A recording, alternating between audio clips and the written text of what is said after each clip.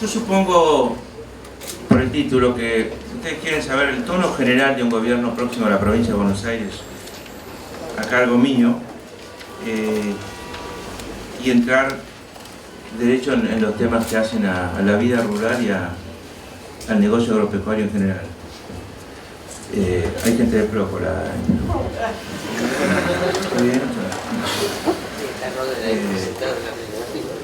Supongo yo eso, como lo supuse la otra vez cuando lo visité, cuando lo visitamos con Daniel. Y bueno, a mí me parece que en líneas generales yo diría que hoy hay una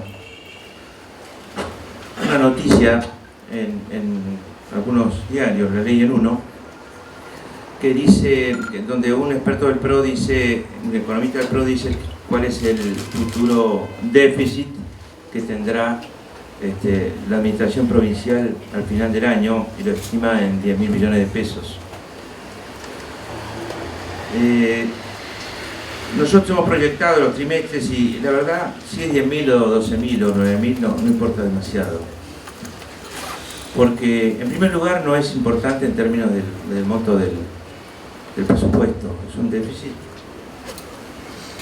digamos, sobre un presupuesto que ya a esta altura debe estar en los 280.000 millones con los aumentos previstos de salarios, que no previstos en los 246, pero que se dieron después. No parece un déficit tan relevante, ¿no? El problema no es ese, el problema es ¿qué hay detrás del déficit? Detrás del déficit hay un enorme déficit de gestión y detrás del déficit hay un, yo diría, bastante brutal ajuste impositivo. Detrás del déficit también está una fuerte ayuda que se dio en los años 2010, 2011, 2012 del gobierno nacional al gobierno provincial, que le permitió disimular algunas cosas. ¿Se acuerdan cuando no se podían pagar los medio aguinaldo? Y también una fuerte ayuda muy importante que me dio a mí, pero en mayor medida a la gestión Scioli, en términos de licuación de la deuda. La deuda se licúa al 6% anual, es decir, se licúa. Bueno, y además, ¿cómo juzgamos una gestión? ¿La juzgamos por el déficit? Bueno, es una forma de juzgarla. Yo no me agarraría de eso porque yo le dejé con superávit a Scioli la provincia en el 2007, habiendo partido de 4,5 puntos negativos, ¿no es cierto?, de déficit real cuando tomé la provincia el 3 de enero del 2002, en circunstancias muy complicadas. Quiero que retengan algunas cifras. El gobierno que se va tuvo recursos financieros por el 13,8% del Producto Bruto Geográfico. Se llama Producto Geográfico Bruto y es el PBI de la provincia, así se le llama. Yo lo tuve por 10,7%. Era ahí un 30% de diferencia en términos del aumento del producto. Y el producto subió más que la inflación, subió mucho el producto. El superávit que dejé yo fue del 0,2 del presupuesto contra el 0,7 que deja Scioli, pero yo venía de menos 4,7. La inversión pública provincial fue, en el caso de Scioli, del 3,7% del Producto Geográfico Bruto, y en el caso mío del 7,2% de mi Producto Geográfico Bruto. De la inversión pública provincial, de ese 3,7% de Scioli, el 70% lo aportó la Nación, en mi caso fue mucho menos. El gasto en personal era del 43% y ahora es del 48% del presupuesto. La planta personal subió un 26%. La población, que es lo que se puede relacionar mejor con la planta personal, subió un 10%. Las horas cátedra que se le pagan a los docentes, básicamente del secundario, pero también es una forma de las horas cátedra de pagarle mejor a mucha gente que trabaja en el Ministerio de Educación, subieron un 44% por encima de la inflación. El índice que mayor crecimiento tiene de todos los índices de pago salarial es el que se llama autoridades superiores. No era el caso de mi gobierno. La presión tributaria de la que hablaba el presidente pasó de ser un 2,4 del Producto Geográfico Bruto a ser un 4,2. Ustedes piensan eso es en términos reales ese aumento, porque el Producto Geográfico Bruto subió igual o más que la inflación. Yo les dije que más que la inflación, va a llover porque hace calor, está húmedo. El impuesto inmobiliario, el impuesto a los ingresos brutos era del 3 en promedio, en mi caso es del 5% de la alícuota en promedio. La agricultura, la ganadería y la pesca pagaban el 1, ahora pagan el 4 en promedio. La construcción pagaba el 2,5, ahora paga el 4. La telefonía, el 4,6 en mi época, ahora paga el 5,5. La telefonía móvil, el 6% antes, el 7% ahora. La industria pagaba el 1,5%, ahora paga el 4%. Los servicios financieros pagaban el 2,5%, lo sabemos cuando vamos a sacar plata del banco, ahora pagan el 5,5% de ingresos brutos. La medicina prepaga el 2,5%, ahora paga el 5,5%. El impuesto automotor, en el caso nuestro, iba de 2,9 a 3,6% de los valores, ahora va de 3 a 5,51%. Las embarcaciones pagaban de 1,25 a 2,5, ahora pagan de 3,5 a 6. No la de Chile porque vale 1.200 pesos, pero la demás. Los resúmenes de tarjeta de crédito pagaban 0,6, ahora pagan 1,2. ¿Por qué? Porque quieren. La cesión de acciones y derechos pagaba el 1, ahora paga el 20% más, el 1,2. La compraventa de inmuebles pagaba el 3, ahora paga el 3,6, 30% más. No existía el impuesto a las transferencias gratuitas de bienes, ahora sí existe. Hay algunas tasas nuevas que se crearon por servicios que ya se daban en el gobierno y que no estaban tasados, no había que pagarlos.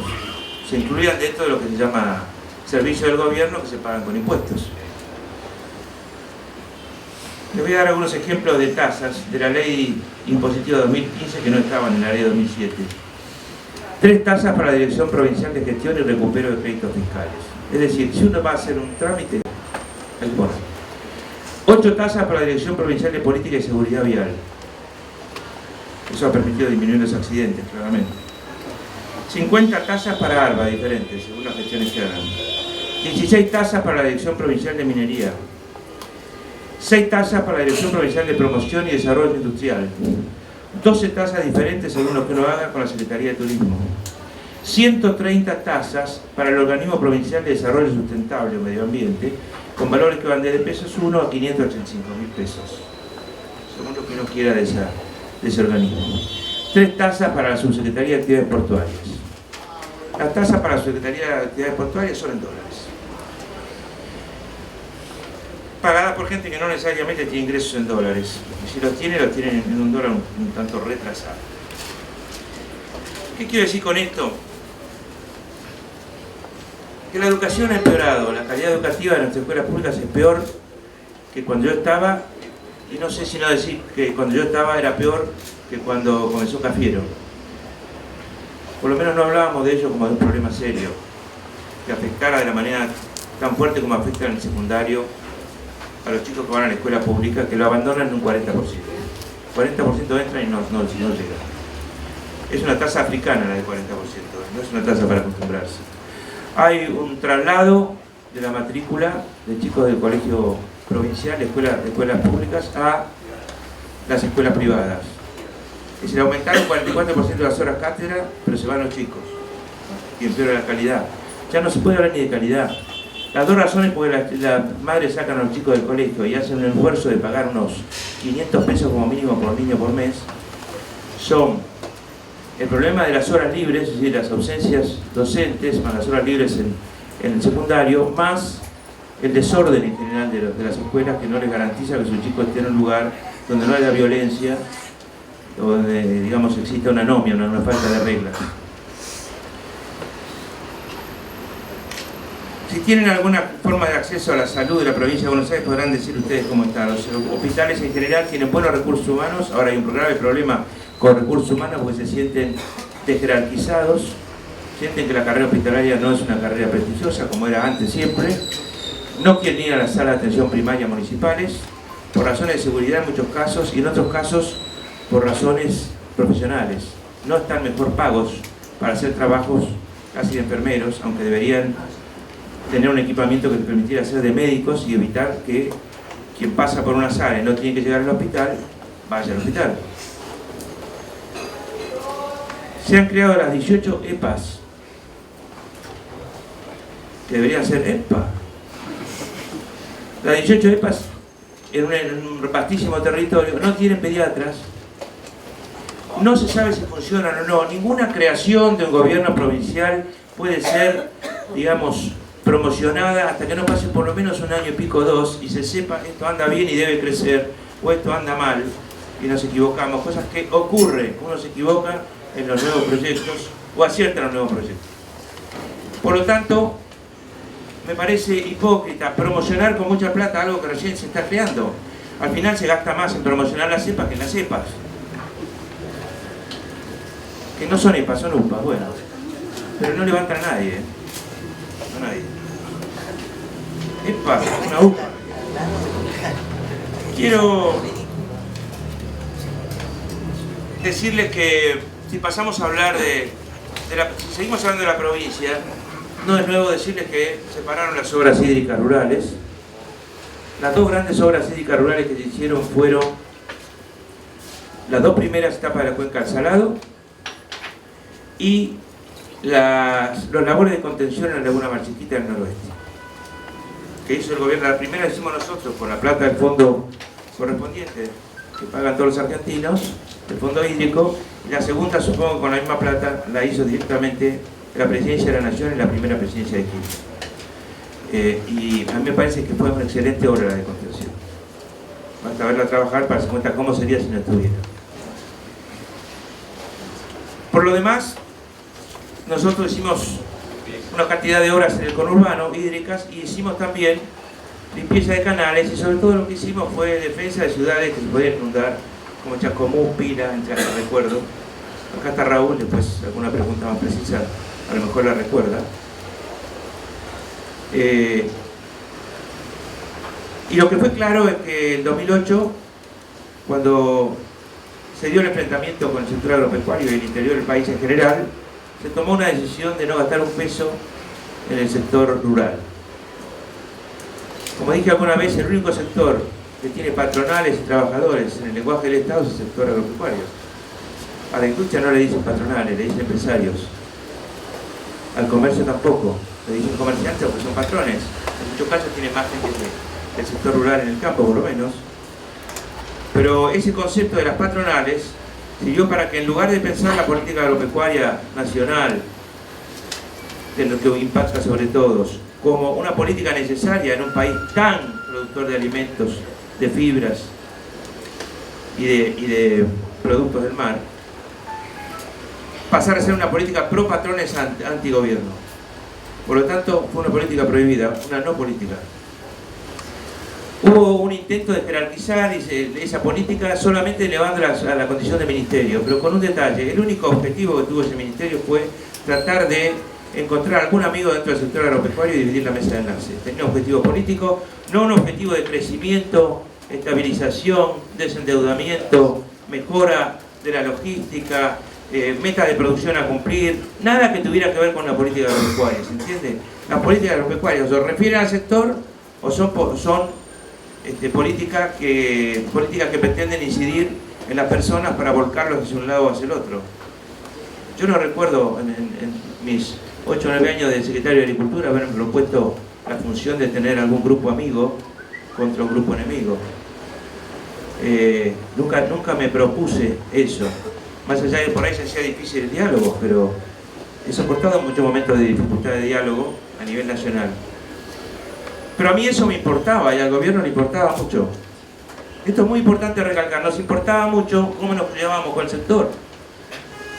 De hecho, hubo un problema digamos, esos problemas que televisivamente son fuertes y que indican enojo del sector. En el año 92, en el Teatro Italia, en el Congreso de la Federación Agraria, con el ex secretario Marcelo Reguna, no sé si fue justo o no, pero fue, y eso motivó que me llamaran a mí para volver, como si fuera el mago que volvía. Y volví y me quedé 5 años y medio más. Es decir, había una sensibilidad o una elasticidad, diría un economista, al problema con el sector agropecuario que desapareció por completo como característica. La mirada ahora es ideológica, es estúpidamente ideológica y dogmática. Adicionalmente, si fuera solamente una mirada, si hubieran dicho, bueno, crezcan solos y nosotros, nadie se hubiera puesto a llorar a lo mejor. El problema es que lo tenían a Moreno. Y Moreno pensó que él tenía que tener también un plan de acción revolucionario. ¿Cómo se llamaba el plan de Moreno? Exactamente no se acuerda. El plan de Mariano Moreno. El plan de operaciones, gracias. Él tenía un plan de operaciones. El plan de operaciones se basó en la teoría de la política del teléfono. Voy a arreglar con aquellos a los que pueda llamar por teléfono. Ustedes quédense afuera. Ustedes están nominados. Estaban nominados, porque no se puede hablar por teléfono con todos los productores. Entonces se estableció una corriente de furia, pero que finalmente termina en ser una corriente de relación con supermercadistas, en algunos casos con consignatarios, con los exportadores de granos, con los productores aceiteros, con los molinos harineros, con la agroindustria. Cuanto más concentrada está, menos número de teléfonos se podía llamar. La política del teléfono llevó a una fuerte concentración de los márgenes dentro de las cadenas alrededor de los que tenían acceso al teléfono. Eso duró 4 años. 4 años. ¿Cómo se expresa? Se expresa básicamente para el sector agropecuario pampeano en las diferencias entre el FAS teórico y el precio al que realmente pudieron vender su trigo y en menor medida su maíz. Ahí está, y la leche, otro de los temas. No solamente se expresó en eso, se pensaba también en la presión sobre el gobierno de la provincia, de manera tal de que el gobierno de la provincia no tuviera una función que ellos habían elegido no tener, una función de relación permanente con el sector agropecuario.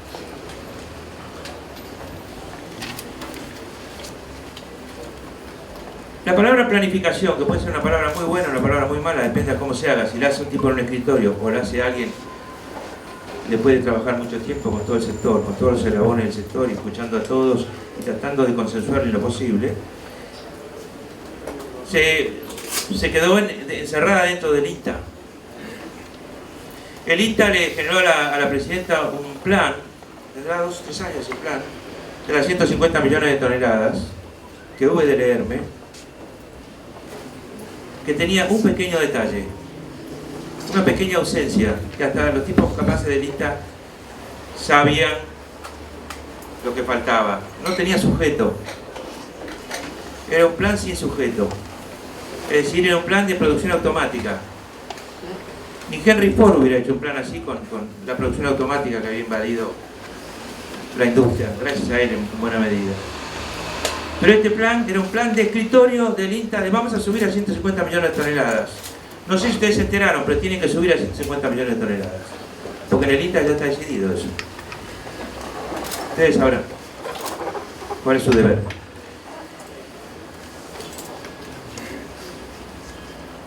No voy a hablar de la ONCA, porque no hace falta. Me le saco el sombrero a Matías Longoria, públicamente acá, por sus investigaciones, que motivaron una denuncia penal que yo también hice. Se comió una acción civil de Echegaray en su contra, yo también me la comí. En mi caso desistió, creo que en el caso de él también terminó desistiendo. Porque yo le había dicho que era el jefe de una banda de coimeros. Yo lo había dicho antes, no lo estoy diciendo ahora. Fue lo que dije, era el jefe de una banda de coimeros, dije en 2013. No, hasta 12. Se me confunden un poco los años. Aparecieron los ROE, la información para los privilegiados, que también motivó la diferencia de precio real y precio FAS teórico. Y además le pasaron entre las piernas un par de perros peleando, como decían antes. que es difícil no darse cuenta que un par de perros peleando se le pasa entre la gamba de uno, ¿no? Hay que estar distraído, pero los exportadores anotaron mercadería no originada antes de noviembre de 2007, cuando se produjo el último aumento de retenciones, porque después vino el 125, que ustedes recuerdan, hubo algunos problemitas y no salió. Pero digamos, la última fue en noviembre, fue la forma de Néstor Kirchner de dejar protegidos ingresos para el gobierno que iniciaba Cristina Fernández. Y allí no se cuidaron de cerrar el registro y se dieron cuenta tarde de que miles de millones de dólares de diferencia los habían hecho los exportadores, que anotaron exportaciones sin haber originado, sin haberles comprado la mercadería a los productores. Cualquiera que haya sido el oficio sabe que ante cualquier actitud de duda sobre el tipo de cambio se cierra el registro de exportaciones. Lo hice en la primera etapa y después ya no lo hacía porque teníamos el 1 a 1 fijo. Hasta que me fui, pero la verdad, Moreno era muy vivo parece, pero esa no lo vio. Y le volvieron a hacer lo mismo cuando iba a aumentar con la 125. Le habían ya anotado una cantidad de exportaciones que quedaron anotadas porque tuvieron que hacerlo con las restricciones de noviembre. Y yo se los advertí cuando entré y estaba en el Frente para la Victoria, y advertí en el bloque, un bloque de 100 y pico de personas, me paré y dije lo que acababa de ocurrir antes de noviembre, porque ya estábamos después del 10 de diciembre en diputados, y le dije que trataran de hacer una acción hacia atrás, que trataron de hacer, pero les ha ido muy mal con la acción hacia atrás, porque los derechos adquiridos son los derechos adquiridos.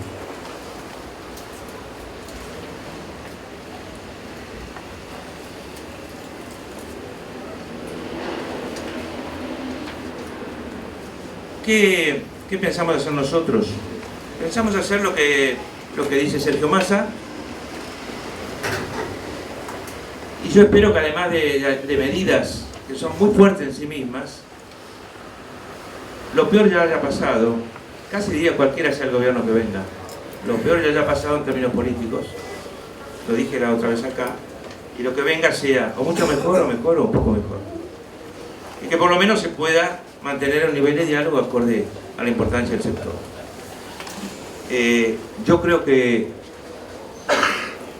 no tiene conciencia muy clara el gobierno, ni la tiene el gobierno de Scioli, no sé si la tiene el gobierno de Cambiemos, en la ciudad, de lo que significa perder 10 millones de cabezas.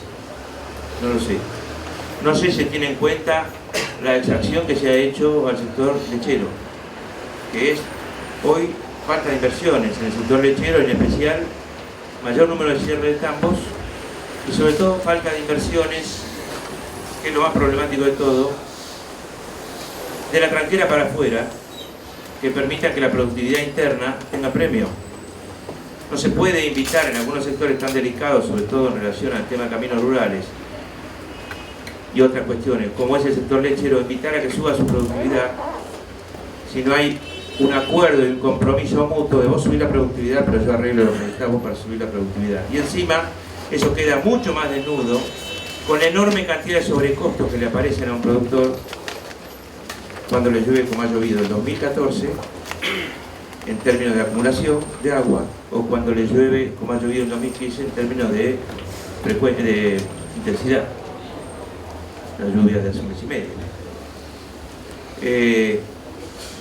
Yo creo que los costos se elevan un 60% más o menos por la vida cotidiana, ¿cómo es la vida cotidiana cuando todo se inunda? En especial en un campo. Nosotros concebimos compromisos. Creemos que la política agropecuaria es compromisos y leyes. Cuando digo leyes, no digo leyes, una ley para cada cosa. Yo planteo que se haga una ley agropecuaria que por sí misma dure 2 años, que se revise los 2 años y que deje fijas las variables más importantes que desde el gobierno y los gobiernos provinciales pueden afectar al sector. Que deje un marco convenido. Dentro de ese marco convenido están también las obras hídricas de todo el país, porque se sigue acumulando el fondo hídrico con la nafta del GNC. Dentro de ese marco también tiene que haber compromisos provinciales y nacionales sobre los corredores nacionales no hechos y anunciados en el primer gobierno de Kirchner, ¿no? La 3, la 5, la 7, la 8, las autovías que no están, y las rutas provinciales a cargo del gobierno provincial deben entrar en ese marco de acuerdo. Y de los gobiernos provinciales, conocemos bien, conozco bien la de mi provincia, pero imagino que puede haber problemas muy graves en otras provincias, a lo mejor menos, no lo sé. Hace bastante que no camino los caminos provinciales de otras provincias, con asiduidad por lo menos.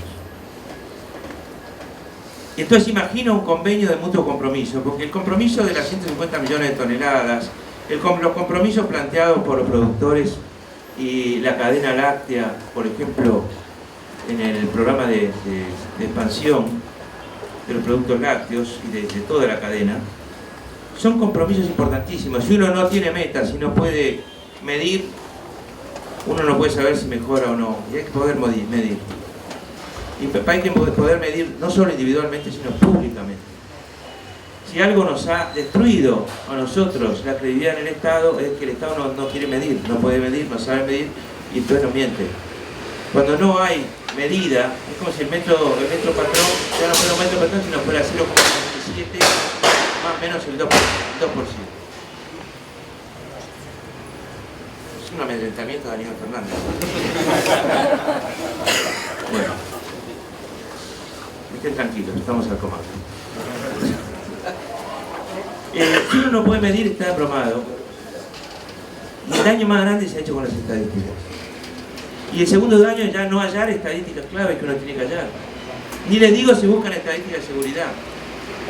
Si las estadísticas de seguridad son las del Ministerio de Salud de la Nación, que las desagrega por provincias, y aparecen las muertes violentas, entonces son mucho mayores el número de muertes violentas que si tomamos las de la Dirección de Política Criminal del Ministerio de Justicia, que siempre ha sido una fuente, o la de la Procuración de la provincia de Buenos Aires, que toma aquellas que se judicializaron.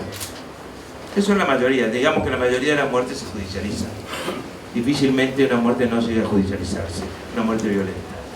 De todas maneras, son diferentes y son mayores las del Ministerio de Salud, porque deben incluir además muchas muertes semi-atribuibles a la inseguridad, como son las de delitos pasionales, femicidios, las que se producen al interior de la vivienda sin que sea motivo de un asalto,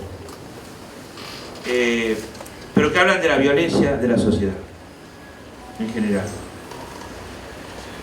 El aumento de la tasa de muertes en ocasión de violencia delictiva es al doble de la que yo dejé. Se calcula el número de muertos por año cada 100.000 habitantes. Yo recibí un pico de 10 muertos por año en el 2002, que hubo un incremento enorme, con la caída enorme del PBI de 13 puntos y medio, a 10, un aumento a 10, y después hay una caída muy fuerte, que fortalecimos después del 2004 y entregué con 5 muertes, la mitad. La idea de que entregué con 5 suena raro, pero bajar a la mitad algo que viene terriblemente pesado, muy difícil. Y ahora estamos nuevamente en 10. A pesar de este presupuesto mucho mayor, a pesar de la presión impositiva mucho mayor, es decir, del ajuste impositivo, a pesar de muchos años de crecimiento, a pesar de otros años sin crecimiento, a pesar de todo, las cosas están así. Para el próximo gobierno, Scioli ha sido pragmático. En primer lugar, se ha desentendido de las cifras del último trimestre. Ustedes saben que el presupuesto se mide por trimestres. El último trimestre va a ser de terror, porque ya no le interesa a Scioli. Que ha venido controlando hasta ahora, ya no controla más. Acuérdense, porque estoy dispuesto a venir y decirles cómo fue el último trimestre. O ustedes tener contadores o gente economistas que lo van a sacar, por supuesto. Queda la autarquía del Poder Judicial, queda para el que venga. Scioli la toma como algo que él logró, eso sí, no lo pagó. Lo tendrá que pagar el que venga. Y es muy pesado. Scioli le ha prometido devolver en 4 años los no pagados por antigüedad desde el año 96 hasta ahora a los empleados públicos. Claro, les ha prometido después del 1 de enero, eso sí. Entonces, luego de 10 años de lucha, dicen los líderes de los sindicatos de los empleados públicos, luego de 10 años de lucha hemos conseguido que Scioli nos pague. Habría que decirle, no hermano, no te pagó Scioli. Se lo dejó lo pateó para adelante. Los 10 años de lucha. Se pide a cada rato al gobierno, a la legislatura provincial nuevos endeudamientos, es decir, nuevos bonos, que no son muy impactantes en términos del total del presupuesto, pero siempre por algo que ya se había pedido endeudamiento, pero no se ejecutó. Ahora, Perón decía mejor que decir, mejor que prometer es realizar, y yo creo que esto es al revés, mejor que realizar es prometer. Y mejor que ejecutar en obra pública es licitar, porque casi todo lo no ejecutado está licitado, se ha adelantado el 20%. Y después se ha pagado. Da que pensar, ¿no? Es decir, soy un gran licitador, y además un gran ejecutor no, eso es para otros. Pero el adelanto del 20% está. Es notable la cantidad de obras públicas que están licitadas y no ejecutadas desde hace muchos años. Lo digo porque si no lo decimos ahora, ¿cuándo lo vamos a decir? ¿Cuándo? ¿Después llorando sobre la leche derramada? ¿Haciendo la diferencia de inventario? Estas cosas no tienen relevancia en la denuncia porque la provincia de Buenos Aires es la menos provincia de las provincias en términos de gobierno y oposición fuerte. ¿No es cierto? Es mucho más importante una represión y un lío, y entiendo que sea muy importante, les aclaro, en la Plaza Independencia, la Plaza de Tucumán, que en la Plaza San Martín, donde a cada rato se junta mucho más gente de Tucumán a protestar. Generalmente le va al Estado, pero a veces no, han ido ustedes también. Pero eso no sale en los diarios nacionales. Es como si La Plata fuera mucho más lejos que Tucumán. ¿Cuál es el diario de la provincia de Buenos Aires? No hay muchos. ¿No? ¿Dónde está el centro? Donde uno puede presionar y sabe que presionando ahí están en el eslabón más débil. No lo hay. Está disperso. Yo me parece que si soy gobernador voy a ser como Lula. Que cuando se armó el gran lío de la corrupción hace muchos años, porque el lío de la corrupción, Lula empezó el 1 de enero del 2013. El lío de la corrupción no fue que fue el más grande. Antes del mensalado hubo un problema de denuncias tremendas. Y era tal el ambiente de Brasilia, que saben que no es una ciudad tan grande, que Lula tomó una decisión que fue, me voy de viaje. ¿Por dónde? Por Brasil. Es tan grande Brasil que el viaje por Brasil puede durar. Y entonces Lula atendía en Manaus, o atendía en Belo Horizonte, o en Ouro Preto, o en Río de Janeiro, ¿no es cierto? O en Porto Alegre, o se iba arriba a Pernambuco, o se iba al Sertão, o se iba... Hay tantos lugares donde ir a Mato Grosso do Sul, o a Mato Grosso. Y atendió, y durante un mes no apareció por Brasilia. Porque él decía que había un clima caldeado que creaban los medios de Brasilia y los medios de San Pablo, que repercutía en Brasilia, en el Congreso brasileño, el periodismo estaba en el Congreso, y que él lo podía evitar de esa manera. ¿Y cuál es el dato interesante? Lo evitó. Así que a mí me van a ver por Villegas, acompañando acá a la gente, por Bahía Blanca, voy a ir a Felipe Solá, como le dicen, Felipe Solá, voy a ir a, qué sé yo, a Arroyo del Medio, a ver cómo está. Siempre voy a estar revisando algún lugar que es más que necesario. Porque existe eso. Existe ese tratar de huir a veces de situaciones que uno no puede controlar. Pero espero no tener que hacerlo. No tuve que hacerlo en los 6 años. Y tuve algunas muy feas. Que quedarán para mis nietos. Las tengo escritas. Y tengo algunas con ustedes escritas. ¿Qué tal?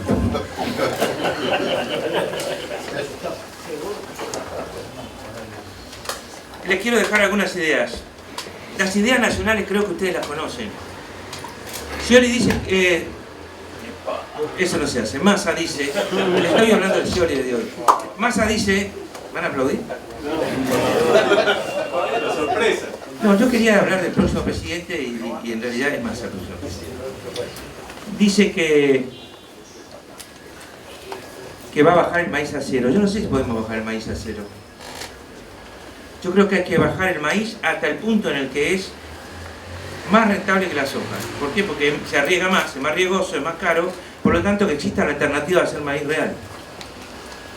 Pero al mismo tiempo el maíz es insumo de una cantidad de proyectos también agropecuarios, entonces yo no sé si hay que hacer tabla rasa, pero eso se puede discutir, ¿no es cierto? Bien se puede hablar. Las demás cuestiones ya las conocen. Los cereales de invierno queremos que no tengan retenciones, pasando por el trigo. Queremos que no haya más robo, que haya protección libre. Si tenemos que subsidiar el pan, subsidiaremos la demanda, nunca la oferta. Si tenemos que subsidiar el empleo, lo subsidiaremos de una manera diferente, haciendo que el que tiene un plan pueda conseguir un trabajo en blanco y no pierda el plan por 2 años por lo menos, para que no le escape al trabajo en blanco por miedo a perder lo que le parece más seguro, que es el plan, o los planes, porque puede tener plan de Argentina Trabaja, 2.600 mangos, puede haber 2 en la familia, 3, y puede haber asignación universal básica, asignación universal por hijo, ¿no?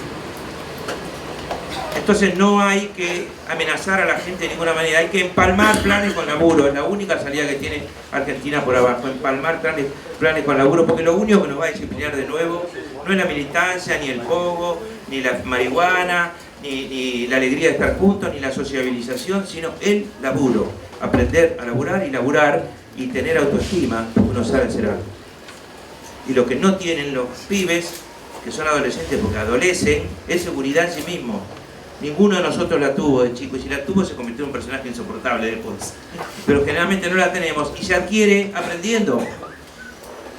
Los poetas dicen que un hombre no es hombre hasta que... ¿Cómo era? No escucha su nombre del labio de una mujer, es muy lindo eso. Hoy tendríamos que decir depende del género, pero digo, yo diría que un adolescente no es seguro hasta que no sabe que sabe algo que se puede vender en el mercado. Sea lo que sea, siempre se imaginan ustedes o un alambrador o un tornero. No, hay mucho más. Hay miles de oficios hoy. Miles de oficios que por suerte existen. Y todos son varios, y todos son laburos. Todo lo que indique rutina, rigor, cumplimiento, obligación, esfuerzo. No le pidamos sacrificio a nadie si no sabemos organizar bien el esfuerzo de todos.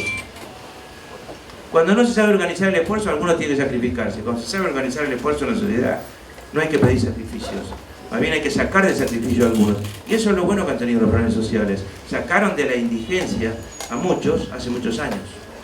El problema es que hay una progresión de generaciones, hay una progresión, había que seguirlos hasta llegar al trabajo, en lugar de enamorarse del plan. Martínez de Oz se enamoró de su plan, de la tablita. Cavallo se enamoró del 1 a 1. Alfonsín, que creo que es el menos criticable de todos los que estoy mencionando, se enamoró de la palabra democracia. Menem se enamoró del 1 a 1. Y esta gente se ha enamorado del modelo de inclusión y de sus planes sociales. Y se ha enamorado del relato. En realidad el relato es para enamorarnos a nosotros.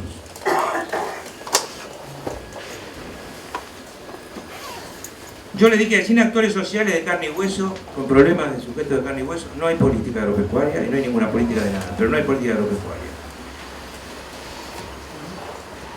Lamentablemente les llaman patronales, pero como ya les dije, no los dejaron solos. Son patronales, pero por eso los probamos. Si hubieran tenido la potencia de arreglarse solos, las cosas estarían mejor.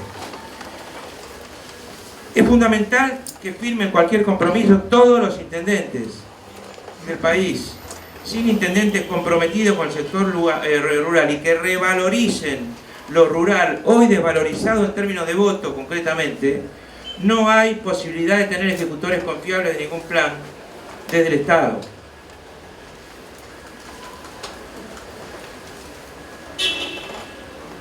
Es fundamental este tema. Si uno va a arreglar caminos provinciales y se va a endeudar, no solamente rutas, sino caminos provinciales de tierra, necesitamos que se haga lo mismo con los caminos municipales, con la huella, con todo aquello que conduce a la producción o desde la producción hacia afuera. Y la verdad es que hay una caída del impacto político de lo rural que se verifica después del 2008. Y todos lo sabemos, nunca hubo una presión más fuerte que cuando el sector agropecuario estuvo mágicamente unido al interior. Nunca hubo un error más grande que el que cometieron los Kirchner cuando enfrentaron al interior al enfrentar al sector agropecuario. Nunca estuvo más unido el sector agropecuario y nunca más unido a todos los demás eslabones de la cadena, sobre todo los eslabones previos de la cadena. Pues los eslabones posteriores se concentran mucho y son medio goncas. Tiene teléfono. El teléfono conocido. Pero eso es así. Y después de eso empezó a perder impacto político el sector. Y empezó a perder impacto político en...